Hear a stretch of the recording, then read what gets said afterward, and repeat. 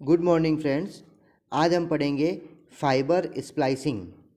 तो fibre splicing के अंदर सबसे पहली बात तो फाइबर स्प्लाइसिंग क्या होता है।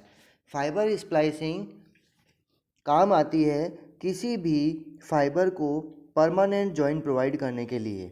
अब इसकी ज़रूरत कहाँ पड़ती है? तो सबसे पहले तो एक मैन्युफैक्चरिंग लेंथ मान लो 100 मीटर की है और हमको कहीं 150 मीटर की फाइबर केबल चाहिए, तो हम 50 मीटर की केबल को आपस में इससे परमानेंट जोड़ के हम 150 मीटर केबल बना सकते हैं। इसलिए इसकी ज़रूरत पड़ती है फाइबर स्प्लाइसिंग की। दूसरा, अगर कहीं पर भी कोई फाइबर टूट गई है तो उसको परमानेंट जॉइंट प्रोवाइड करने के लिए हम स्प्लाइसिंग का प्रयोग करते हैं। जनरली फाइबर स्प्लाइसिंग दो प्रकार की होती है। पहली है फ्यूज़न स्प्लाइसिंग, दूसरी है मैकेनिकल स्प्लाइसिंग। फ्यूज़न स्प्लाइसिंग एक सिंपल आर्क वेल्डिंग की तरह है। मैकेनिकल स्प्लाइसिंग में हम मैकेनिकली उन सबको फाइबर के जॉइंट्स को आपस में जोड़ते हैं। तो सबसे पहला काम होता है हमारे पास कि हम कोई भी फाइबर को जब टूट जाती है तो उसको जोड़ने के लिए सबसे पहले क्या प्रिपेयर करते हैं। तो सबसे पहले जब कोई फाइबर टूटती है तो उसके कॉर्नर्स जो है वो शार्प नहीं होते हैं, कुछ ऊबड़ खाबड़ टेढ़े मेढ़े होते हैं।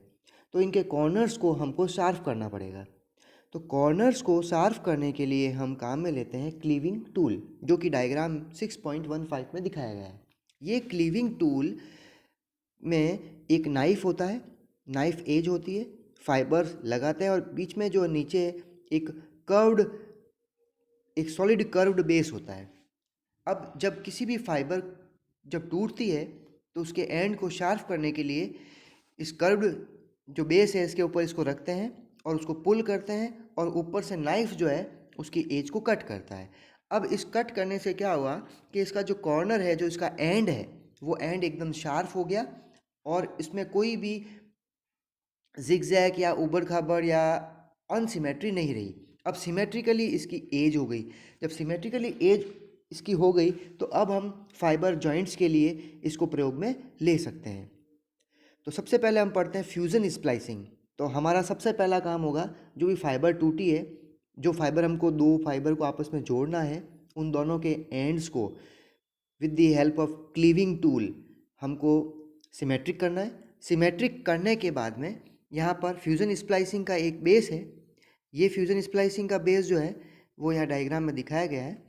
यहाँ हम देख सकते हैं कि सबसे पहले इसमें दो फिक्स्ड बॉक्स होते हैं। एक बॉक्स तो फिक्स्ड होता है, दूसरा बॉक्स मूवेबल होता है। और ये जो मूवेबल बॉक्स है वो 3D मूवेबल होता है, 3 डायमेंशनल मूवेबल है और माइक्रोन्स में भी मूव करता है। अब एक फाइबर को इस बॉक्स के अंदर ऊपर रखेंगे और दूसरे फाइबर को भी इसके बॉक्स के ऊपर रखेंगे और दोनों के जो एंड्स हैं, जो हमने सिमेट्रिक किए हैं, वो एंड हमको जोड़ने हैं। तो आपस में धीरे धीरे जो माइक्रो पोजिशनिंग डायरेक्शन बॉक्स है वो इसके पास में आएगा और तीनों डायमेंशंस के हिसाब से एक प्रॉपर आपस में इनके जो दोनों एंड हैं वो आपस के अंदर पास में आ जाएंगे और जुड़ जाएंगे। उसके बाद में एक आर्क इलेक्ट्रोड होगी। यह आर्क इलेक्ट्रोड हीट प्रोवाइड करेगी और हीट प्रोवाइड करने के साथ में हम इन दोनों के एंड्स पे ये इलेक्ट्रिक आर्क का हीट अप्लाई करेंगे, जिससे कि ये आपस में एंड जो है वो दोनों जुड़ जाएंगे और परमानेंट फाइबर जॉइंट हो जाएगी। क्योंकि यह आर्क है, गर्म है, इसलिए हम इसको वेल्डिंग भी बोल सकते हैं। फाइबर को वेल्ड करना भी बोल सकते हैं, फाइबर की वेल्डिंग भी कहा जा सकता है। अब ये तो हुई हमारे पास फ्यूजन स्प्लाइसिंग। अब हमारे पास मैकेनिकल स्प्लाइसिंग भी अवेलेबल है, जो कि हम नेक्स्ट क्लास में पढ़ेंगे। इसमें बहुत ही सिंपल चैप्टर है, ऐसा कुछ भी नहीं है कि जो हम नहीं कर पाएँ। एकदम अच्छा और उपयुक्त सब्जेक्ट है। ये जो बुक है ये आरपी है, लेकिन आपको मैं बता रहा हूँ ये बहुत सफिशिएंट है। इसके अंदर इससे ज़्यादा पढ़ने की ज़रूरत नहीं पड़ेगी। बहुत सिंपल चैप्टर है।